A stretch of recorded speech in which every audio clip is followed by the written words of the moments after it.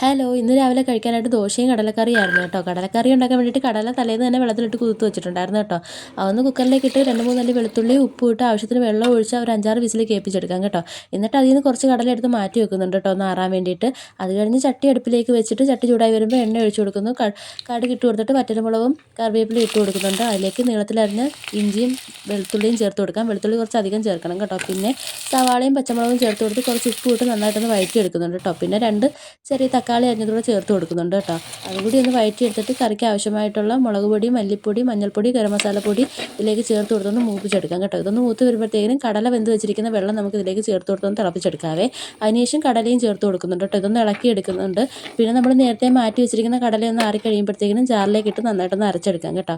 അരച്ചെടുത്ത ആ ഒരു മിക്സും കൂടി ഇതിലേക്ക് നമ്മൾ ചേർത്ത് കൊടുത്തിട്ട് ഒന്ന് ഇളക്കിയെടുക്കാം കേട്ടോ. പിന്നെ ആവശ്യത്തിന് ഉപ്പും കൂടെ ചേർത്ത് കൊടുത്തൊന്ന് തിളപ്പിച്ചെടുക്കുമ്പോഴത്തേക്കും കറി റെഡിയായി കിട്ടും കേട്ടോ. അപ്പോൾ ഇന്നത്തെ വീഡിയോ ഇത്രയുള്ളൂ. വീഡിയോ ഇഷ്ടപ്പെട്ടെങ്കിൽ ലൈക്ക് ചെയ്യണേ, ചാനൽ സബ്സ്ക്രൈബ് കൂടെ ചെയ്തേ.